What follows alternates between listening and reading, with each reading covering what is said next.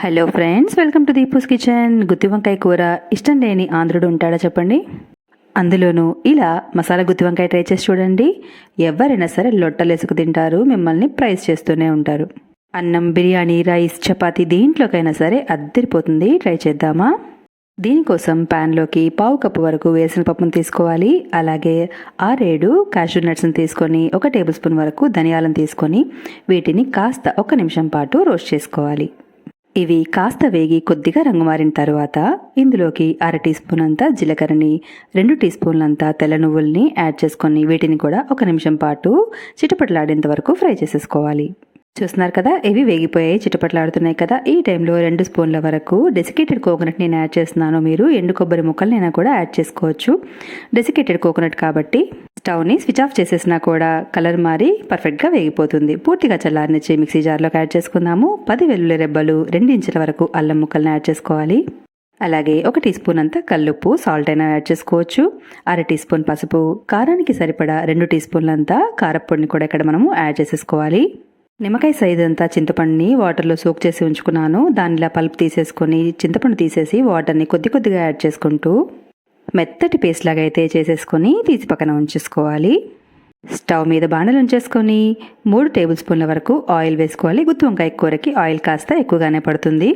ఇలాగా కడిగి తుడిచి శుభ్రపరిచిన వంకాయల్ని ఇలా 4గా కట్ చేసుకొని ఎటువంటి పురుగులు అవి లేకుండా చూసుకొని పర్ఫెక్ట్గా కట్ చేసుకొని ఇలా మనము ఆయిల్లోకి అయితే యాడ్ చేసుకోవాలి. ఆయిల్ అంతా వీటికి కోట్ అయ్యేలాగా ఒకసారి అటు ఇటు ఫ్లిప్ చేసుకొని మూత పెట్టి ఒక 70% వరకు మనము కుక్ చేసుకోవాలి. మిగిలిన 30% మనము కూరలో కూడా ఉడికిస్తాం కదా, సో ఎక్కువగా ఇక్కడ పూర్తిగా ఉడికించేసుకోకూడదు. ఒకసారి ఫ్లిప్ చేసుకొని మరో నిమిషం పాటు కుక్ చేసుకొని ఆ తర్వాత తీసేసి పక్కన ఉంచేసుకోవాలి.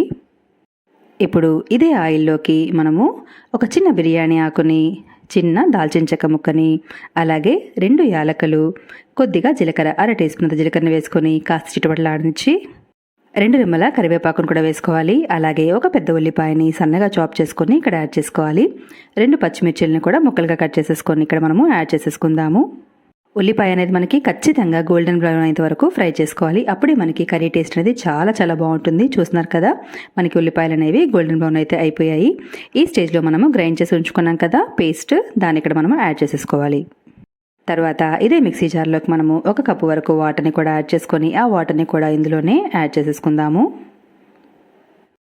ఓసారి అంతా బాగా కలిపేసుకుందాం.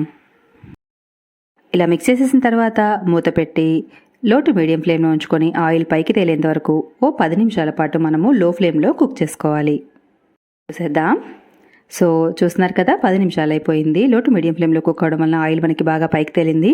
ఇప్పుడు మనం కుక్ చేసి ఉంచుకున్న వంకాయల్ని ఇక్కడ యాడ్ చేసేసుకుందాము. అలాగే వీటితో పాటు 1 కప్ అంతా వాటర్ని మరి కొంచెం యాడ్ చేసుకోవచ్చు.